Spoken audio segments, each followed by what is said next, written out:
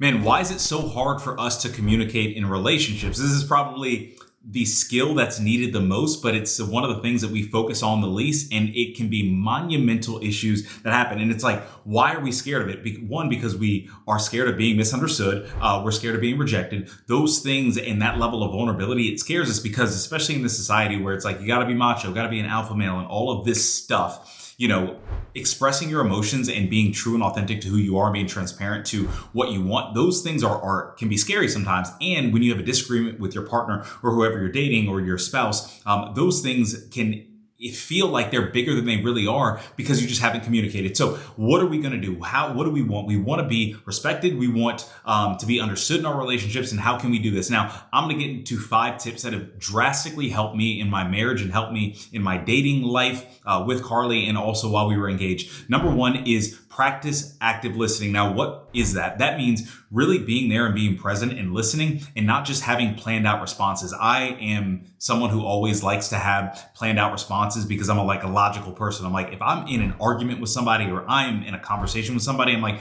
I don't care what your points are. I have my points that I logically want to get through that have nothing to do with how you feel, your logic, your truth, your transparency or whatever. I'm like, I just want to get to what I want to get to. And it probably made me a terror to date or be in a situationship with years ago. I can guarantee you it did. But practice active listening, which is really listening and responding instead of just listening and reacting or having a predetermined reaction to it. So active listening.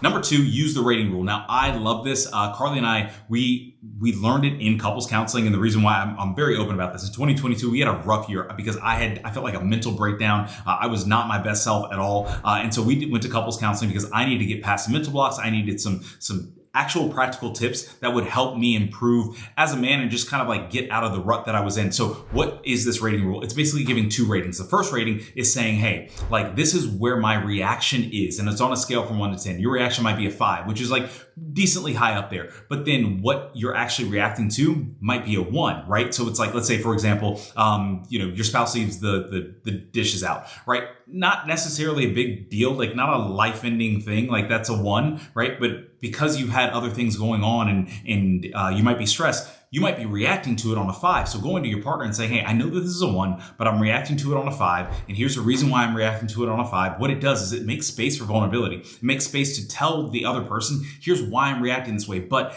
I'm not attacking you because I logically know that it's not a big deal over here. So use the rating rule. Number 3, express what you need out of the conversation. If you've ever been in a meeting and you don't know the meeting agenda and you don't know the outcome and you've been in the meeting for 30 minutes, for 45 minutes, for an hour, and you know how frustrating that is to, at the end of the meeting, everybody sitting, looking, being like, well, why are we here? What did we accomplish? What was and it's this wasn't established at the beginning of it.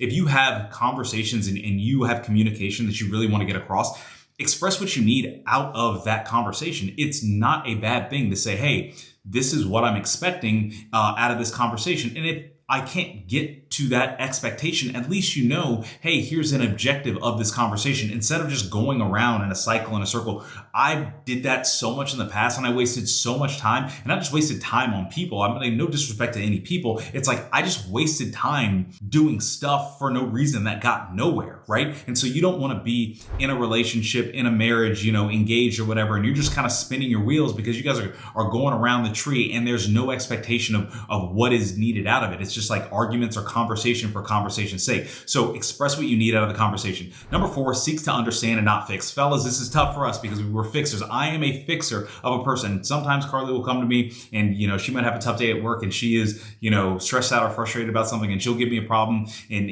she'll tell me about it. And I have to ask hey, do you want me to just sit here and listen? Do you want my input? What do you need from me? And that's me seeking to understand, because in the past I would say, you need to do this and this and that, and this is going to help you kind of get out of this pain or whatever it is. And I realize that doesn't help. Why? Because that doesn't help me. When I'm talking, when I'm venting to somebody, I don't always want them to just tell me, oh, hey, here's what to do. Sometimes I'm I just need you to understand me so we can be on the same team. So seek to understand, not fix. And number 5, be mindful of your non-verbal communication.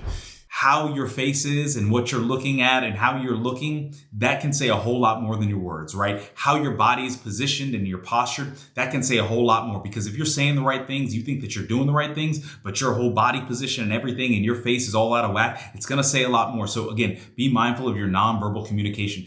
When we communicate, communication for men is such a vital thing, because we get it wrong a lot, but we can get it right. And some people get it right a lot, right? And I've gotten it wrong a ton. And so these things have helped me out. Again, number one, practice active listening, avoid unplanned responses. Number two, use the rating rule, right? You're giving two rating, a logical rating, and then a here's how I'm reacting rating. So you can find that middle ground. Number three, express what you need out of the conversation. Number four, seek to understand and not fix. And number five, be mindful of your face. What are you looking at? How are you looking? Make sure that you are inviting the conversation and being an inviting presence. Now, not all conversations are going to be perfect. These things are going to take time, but I hope this helps you out, fellas. We are just trying to grow stronger together and just get better as men. So I hope this message helped you. If it did, like, comment, share, subscribe. I'll see you all next episode. Peace.